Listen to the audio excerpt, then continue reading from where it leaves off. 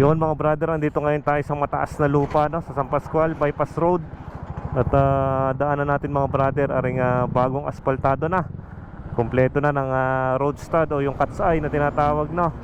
Tapos yung kompleto na rin sa mga road marking sila dito.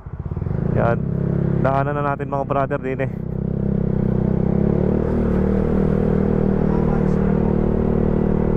Siyempre dito lang tayo sa gilid mga brother kasi mabagal lang tayo. Pinapasilip ko lang sa inyo mga brother aring napaka-smooth na. Smooth na lalo ang takbuhan dito. Lalo ng mga nag-top speed ang mga kamote dito, no?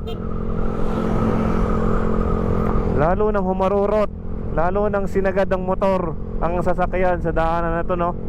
Eh huwag naman sana magre-resulta ng mga aksidente, no? Kaganda ng daanan na dito, no? Yan mga brother, huwag naman sana mabilis masisira ito. At yan, kung mapapansin nyo, yan, binabagtas na natin mga brother, no?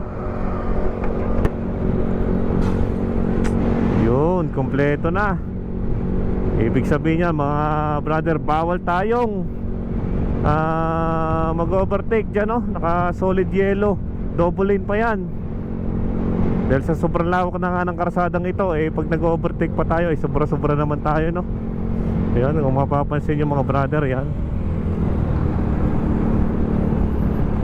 At yan, dito na nga mga brother yan naputol sa may dulong ito, no?